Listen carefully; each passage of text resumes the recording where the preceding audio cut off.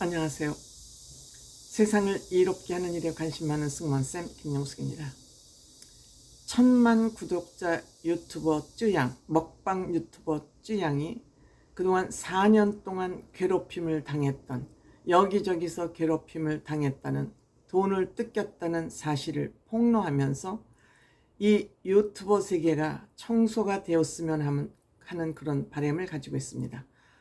속칭 사이버 레카로 불리우는, 즉 세상을 이롭게 하는 일을 한다면서 그 사기꾼들을 등을 쳐서 또 뒷돈을 받았던 이런 사이버 레카들이 세계의 그 정체를 드러내기 시작하면서 유튜브 코리아, 즉 유튜브의 한국 지부라고 생각하면 되겠죠, 와 한국방송통신위원회가 이 문제를 안고 있는 유튜버들을 청소하려고 하는 그러한 움직임을 보이고 있어서 다행이라는 생각이 듭니다. 말로는 사회의 사기꾼을 고발해서 그들에게 사기를 당한 사람들에게 돈을 받아주거나 도움을 준다는 명분 아래, 미명하에 이 사기꾼들을 등쳐서 뒷돈을 받은 사이버 레카들, 여기에서 자유롭지 못한 유튜버가 가로세로 연구소입니다. 이번에 가로세로 연구소가 강용석 변호사와 이러한 폭로 컨텐츠를 하다가 이 두 사람들이 결국 찢어졌고, 여기에 함께했던 김용호 연예부장은 목숨을 스스로 끊는 일까지 생겼습니다. 우리는 이 유튜버를 보면서 이것이 진짜야? 이것이 사실이야라는 의심을 한번 갖고 유튜버를 볼 수 있는, 봐야 되는, 유튜브를 보는 그러한 우리가 능력, 분석, 의심하는 정신이 이 유튜브를 보면서 무조건 믿지 말라는 그런 저는 간곡한 부탁의 말씀을 드리고 있습니다. 저 또한 진실만을 얘기한다고 얘기하고 있습니다만, 저는 그래서 뭐 자발적인 구독료나 슈퍼챗 이런 것을 일체 받지 않고 있습니다. 왜냐? 이런 것을 받으면 그들의 지배를 받을 수밖에 없기 때문에 돈으로부터 자유로워야 자기가 할 수 있는 얘기를 다 할 수 있습니다. 그렇지 않으면 조폭들이나 사기꾼들의 앞잡이 노릇을 할 수밖에 없습니다. 그런데 여기에 대표적으로 가로세로 연구소나 구제역, 또 카라큘라, 카라큘라는 본인은 아니라고 지금 변명을 하고 있습니다만, 제가 이분들 영상을 보니까 그래, 나도 나쁜 짓을 했어, 하지만 니네가 더 나쁘잖아 라고 지금 얘기를 하고 있는 것 같습니다. 즉 유동규 씨가 이재명 대표를 고발을 하면서 나도 중간에서 돈 띵거 먹은 거 있어, 그렇지만 나는 내가 죄 받을 거야, 그렇지만 저 나쁜 이재명을 고발하지 않으면 안 되겠다는 생각이 들어서 고발할 수밖에 없었다.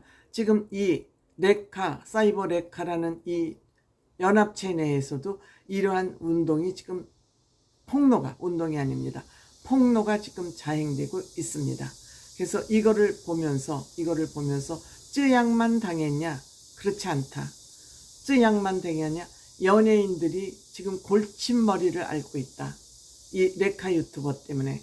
이 문제와 관련돼서 스포츠 서울 원상윤 기자가 또 기사를 정확히 쓰고 있기 때문에, 정확히인지는 아니고 상세하게 쓰고 있기 때문에 이 내용 또한 제가 여러분들에게 읽어드리도록 하겠습니다. 눈으로 보는 것보다 귀로 듣는 것이 훨씬 편하기 때문에 제가 이 기사를 읽는 그런 노력을 게을리하지 않으려고 생각합니다. 스포츠 서울, 쯔양만 괴롭혔나, 사이버 레카, 연예계 최대 골칫거리, 허위사실 유포의 금품 요구까지. 선처는 없다. 정의구현을 통해 피해자가 생기지 않기 바란다. 댄서 파핀 현주는 최근 자신의 불륜설을 퍼뜨린 유튜버를 허위사실 유포와 명예훼손 혐의로 고소했다. 파핀 현준처럼 연예계는 지난 수년간 사이버 레카 문제로 골머리를 앓았다. 최근 1000만 유튜버 쯔양 사태로 연예계에 관한 허위 사실을 온라인에 유포해 돈을 버는 이들을 막기 위한 근본적인 대책이 필요하다는 목소리가 나온다. 대표적인 예가 지난해 사망한 기자 출신 유튜버 고 김용호 씨다. 김용호 씨는 가수 김건모, 배우 한예슬, 방송인 박수홍에 대한 허위 사실을 폭로해 구설에 올랐고 명예훼손 등으로 고소고발을 당했다. 그는 사망 전 복수의 연예인을 상대로 자신의 유튜브 채널에 부정적인 내용을 공개하겠다고 협박한 뒤 이를 덮어주며 금전적 대가를 받은 혐의로 구속영장이 청구되기도 했다. 이는 찌양의 사태와 유사하다. 앞서 유튜브 채널 가로세로 연구소는 구제역 등 사이버 레카들이 찌양을 협박해 돈을 뜯어내려고 한 정황이 담긴 녹취록을 폭로한 바 있다. 한 연예기획사 관계자는 한예슬, 박수홍처럼 외부에 알려진 사건 외에 여타 연예인들도 부정적인 이슈를 퍼뜨릴 것처럼 언급한 뒤 금품을 요구하곤 한다고 했다. 파급력이 큰 유튜버는 언급하는 것만으로 대중 이슈를 사실로 믿기 때문에 연예인 입장에서는 이에 언급조차 되지 않는 게 낫다는 입장이다.